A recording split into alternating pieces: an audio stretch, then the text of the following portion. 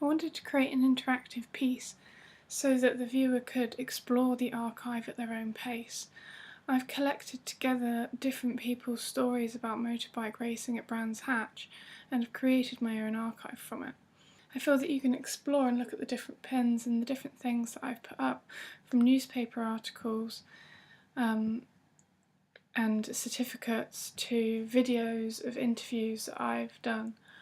I've even included the cello piece performed by Laura Ritchie, production of Jill Jarman's, about the motorcyclist's feelings whilst listening to it and how this might relate to their motorcycling and the feelings that they get before a race. I was aware that an archive online might lose some of its feelings behind it, the smell or where the photographs have come from, and the viewer doesn't get the same feeling. I realised that I won't be able to completely overcome this, but I included some photographs like these where my dad kept his photographs and his photograph of the archive itself before putting it online, so that the viewer could get their own feeling of where the photographs have come from.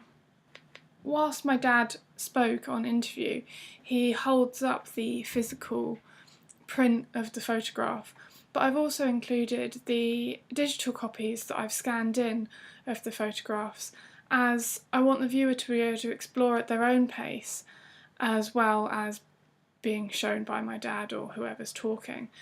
The viewer can click on the image and see the image on my Flickr account, and also click back to the original interactive piece. It opens in a new tab, which is great, which means you don't lose your interactive piece on your internet tabs. I also created a menu up the top where you can click on different people's stories. So I've got my uncle's stories and my dad's brother. I've got Phil H's story, which is my dad's and my uncle's friend. I've got Lance Capon's story, who was one of their friends as well. Then I go on to Sarah Jordan and Steve Jordan, who was a couple that I met at Brands Hatch. I went myself with my dad and my uncle and experienced Brands Hatch firsthand and a track day. And I decided to interview some people there to see if they'd had similar experiences to my dad and uncle and their friends. And I spoke to Sarah Jordan and Steve Jordan, who met through racing, and their friend Mason, who they met at a Brands Hatch track day. And I spoke to them about their experiences and feelings behind racing. I then spoke to someone called Ollie, who didn't want to have an interview. I respected his decision that he didn't want an interview, but I was happy when he was glad to write down his email address, and I could later send him a request for any YouTube videos or any GoPro footage that he'd taken. So here's his interactive piece.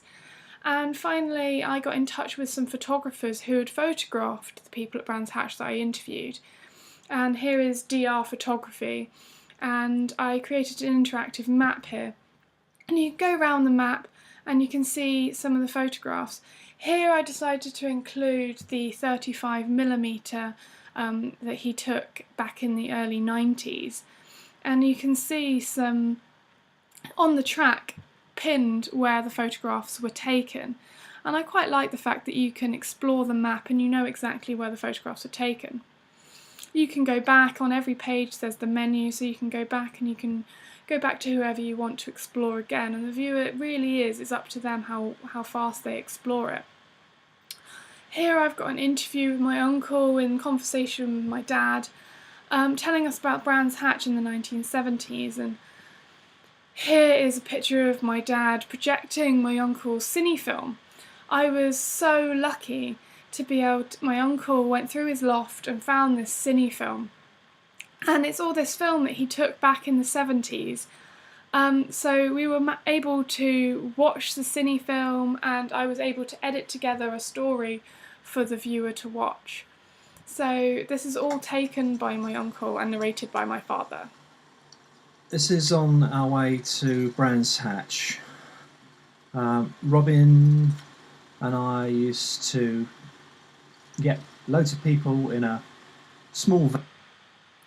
So the viewer is able to pause and skip ahead if they want.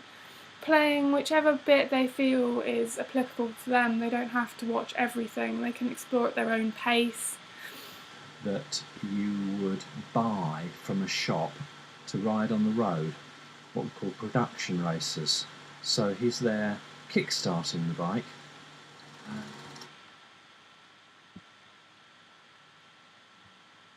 I really like the fact in the piece that the viewer can explore in their own pace, and they can see the similarities between different videos. So there in the cine film we approached Brands Hatch, my uncle and my dad in the car.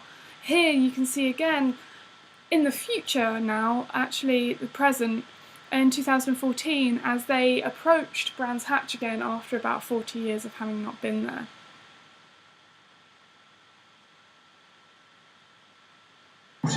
Years since we've been up here, isn't it, Rob? Yeah.